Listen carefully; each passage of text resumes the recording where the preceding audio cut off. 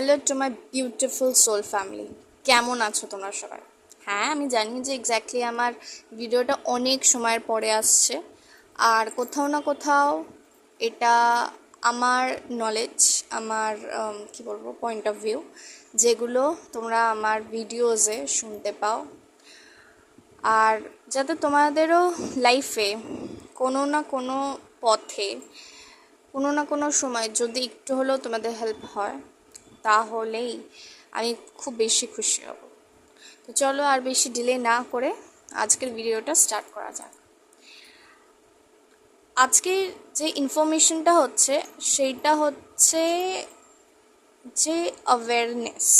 তোমরা ডেইলি লাইফে যেই অ্যাওয়ারনেসগুলো পালন করো সেই অ্যাওয়ারনেস তো রাখবে, ঠিক আছে, তার সঙ্গে আর একটা জিনিস অ্যাড হচ্ছে, সেটা হচ্ছে রিয়েলাইজেশন। এবার রিয়েলাইজেশনটা আমি আজকে নিজের রিয়েলাইজেশনই শেয়ার করতে এসেছি। আমি আজকে একটা অদ্ভুত জিনিস দেখলাম, যেটা ইউনিভার্স আমাকে কোথাও না কোথাও দেখালো, বা আমি বুঝতে পারলাম, রিয়েলাইজ করতে পারলাম, সেটাই আমি আজকে এখানে শেয়ার করতে চলেছি। আমি কলেজে গেছিলাম আজকে, অ্যান্ড কলেজ থেকে যখন এক্স্যাক্টলি আসছিলাম সেই সময় আমার কলেজের ওয়েটা হচ্ছে পুরোপুরি ট্রেন লাইন, ওকে। অ্যান্ড যখন আমি কলেজের ওয়েটা থেকে আসছিলাম সেই সময় আমি স্টেশনের মধ্যে দাঁড়িয়েছিলাম। অদ্ভুতভাবেই আমি দেখলাম একটা ছেলে, আধ বয়সী বেশ, চুলটা পুরো এলোমেলো, একটা জাস্ট টি শার্ট পরে আছে আর হাফ প্যান্ট পরে আছে, অ্যান্ড দৌড়ে গিয়ে একদম স্টেশনের মধ্যে মাঝখানে গিয়ে একদম থাপাং করে বসে পড়লো, এবং কি বলবো, মানে বাচ্চাদের মতন করতে লাগছে, ঠিক আছে। দেখে যতটা মনে হলো যে অফকোর্স মেন্টালি আনস্টেবল, যেটা স্বাভাবিক। না হলে কি একটা স্টেবল মানুষ কোনোদিন এটা করতে পারে? যে সবাই দাঁড়িয়ে আছে, তার কোনো যায় আসে না যে কে কী ভাবলো, সে নিজের মতন করে যেটা তাকে খুশি দেয় সে সেটাই করছে। হ্যাঁ, হয়তো সেটা আমাদের কাছে একটু অকওয়ার্ডনেস হতেই পারে, কিন্তু তার কাছে নয়। আচ্ছা, আর একটা ছোটো এক্সাম্পল দিই, আর একটা মোমেন্ট তোমাকে বলি, তারপর আমি বলবো যে আমি এটা থেকে শিখলামটা কি, ঠিক আছে।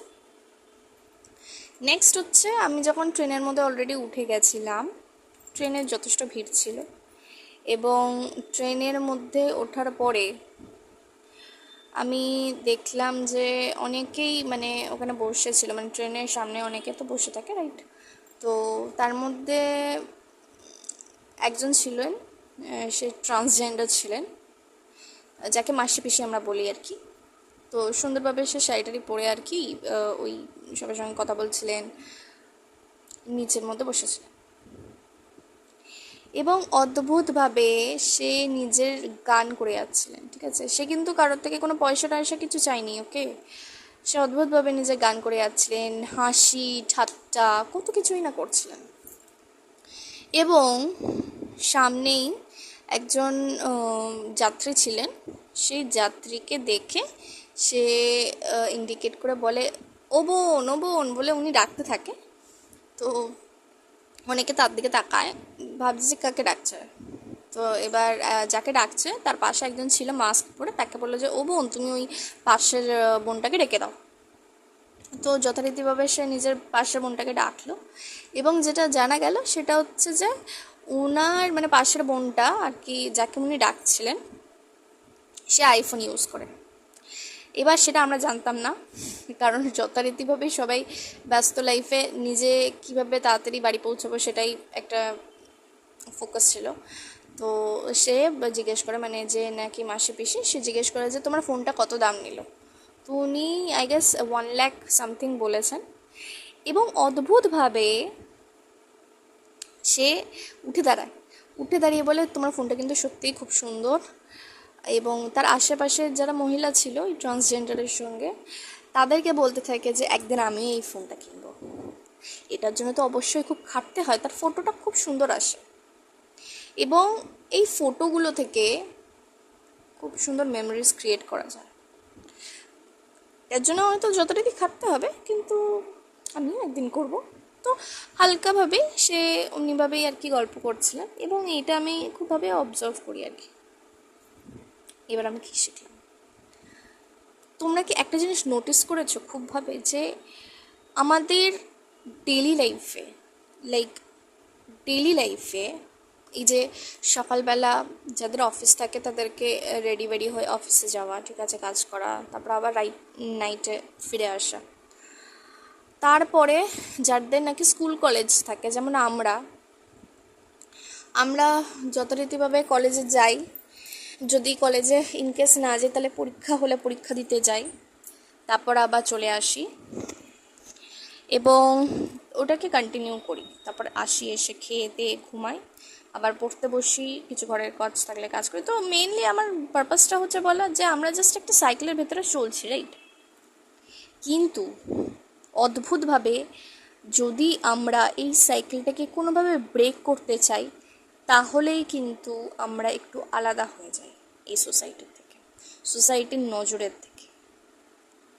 মানে ব্যাপারটা বোঝাতে এটা চাইছি যে আমি আজকে একজন আনস্টেবল মানুষকে দেখলাম এবং একজন ট্রান্সজেন্ডারকে দেখলাম।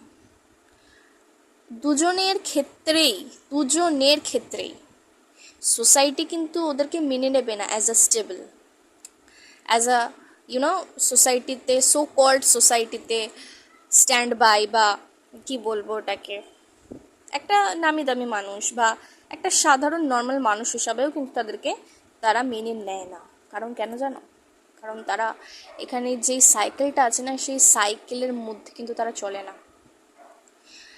যখন আমি তোমাদেরকে বললাম যে যে নাকি আমরা মেন্টালি আনস্টেবল ছিলেন, উনি কিন্তু 8 বয়সে ছিলেন। উনি কি করছেন উনি হয়তো নিজেও জানেন না, বাট সিরিয়াস বলতে ওনার এক্স্যাক্টলি যেটা মনে চায় সেটা সে করতে পারে। তার কোনো যায় আসে না যে কে কি ভাবলো, ওকে, বা কে তাকে জাজ করলো, কিচ্ছু যায় আসে না। সে নিজের ইমানদারিতে নিজে কিভাবে বাঁচবে সেটাকেই খুব ভালোভাবে, ওই কী বলবো, একটা বাচ্চা যেমনভাবে হয় না, ঠিক তেমনভাবেই উনি আসলে এসে জাম্প করে একদম ঠাস করে বসে পড়লো একদম নিচে, অ্যান্ড হাত পা ছুড়ে খেলতে লাগলো, হাসতে লাগলো, তো কি বলছিলাম যে সময়ের সাথে সাথে সোসাইটি আমাদের ওপর এত কিছু লেয়ার্স লাগিয়ে দেয় যে আমরা ভাবি যে আমাদেরকে এই হিসাবে চলতে হবে, ম্যানার্স দেখাতে হবে, রেসপেক্ট দেখাতে হবে, যেখানে না দেখালেও চলে, স্টিল সেখানে রেসপেক্ট দেখানো উচিত। যারা আর কি মানে আমাদের বয়সের বড়, আমি কাউকে অপমান করছি না, কিন্তু তারা এমন এমন একটা সময় কর্ম করেছে যারা কিনা কি বলবো, মানে করাটা উচিত নয়, ঠিক আছে? তাদেরকে গিয়েও এখন বাঁচাও, বিকজ সেটা আমাদের সংস্কার, রাইট? আমরা কোনোদিন কোয়েশ্চেন করি না যে কেন আমরা তার পা ছবো যে নাকি সেটা যোগ্যই নেই। বোঝানোর ব্যাপারটা এটাই যে আমরা জানো তো যখনই কোনো আলাদা কিছু করতে যাই তখন হয়তো আমরা সেই সোসাইটির মধ্যে পড়ি না, কিন্তু কিন্তু কি কিন্তু তোমরা যখন আলাদাভাবে বাঁচতে চাও তখন তুমি নিজের জন্য বাঁচো, আর যখন তুমি একেবারে সবাইকে মেনে মুনে একদম নিয়ে চলতে চাও তখন তুমি সোসাইটির জন্য বাঁচো। তুমি মানে ওদের ভালো লাগা, ওদের খারাপ লাগা, ওটার জন্য কি তুমি এখানে আছো, রাইট? তার জন্য হয়তো তোমার বর্ণ হয়েছে, আমার তো তাই মনে হয়। এবং যেটা আমি দেখলাম যে সত্যি সেটা যে স্বপ্ন বা ড্রিম, সেটার কোনো শেষ হয় না এবং সেটা লিমিটলেস। ওই যেই সেকেন্ড এক্সাম্পলটা দিলাম একজন ট্রান্সজেন্ডারে, ওনাকে কিন্তু দেখে খুব একটা হাইফাই মনে হচ্ছে না, মানে ট্রেনে যাতায়াত করে খুব খেটে খুটেই খায় উনি, কিন্তু ওই যে তার ড্রিম একদিন আইফোন ইউজ করবে যেটা কিনা 1 লাখ টাকা দাম। তো সেটাই বলতে চাইছি যে অনেকে ওটাকে জাজ করবে, অনেকে ভাববে যে তুমি কোন লেভেলে আছো বা তুমি কোন জায়গায় আছো যেটা তুমি কি করে এটাকে চাইতে পারো, ইটস নট পসিবল। বাট একটা জিনিস সবসময় মাথায় রাখবে, যদি তোমার মাইন্ডে ওই জিনিসটা চলে আসে, ইট মিনস ওটা এমনি সেমনি ব্যাপার নয়। তোমার মাইন্ডে এসেছে, ইট মিনস কোথাও না কোথাও তোমার ভেতরে সেই জায়গাটা অলরেডি নিয়েই তুমি এসেছো যে তুমি ওটাকে অ্যাচিভ করতে পারবে।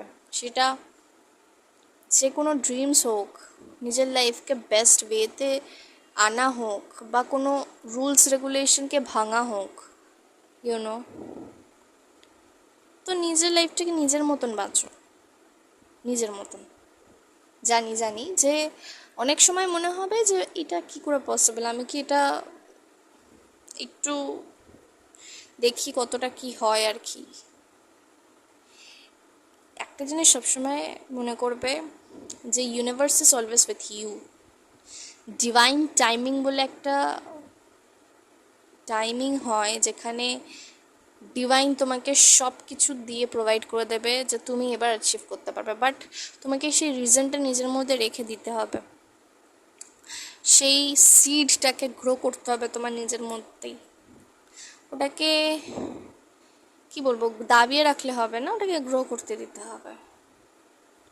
তো এটাই আজকের চ্যানেলিং ছিল এবং লেসন লার্নিং ছিল, যেটা তোমাদের সঙ্গে শেয়ার করলাম। আর আমার সত্যি খুব ভালো লাগলো। তোমরা সবাই খুব ভালো থাকো, নিজের বেস্ট লাইফ লিড করো। Thank you so much guys, love you all, God bless you.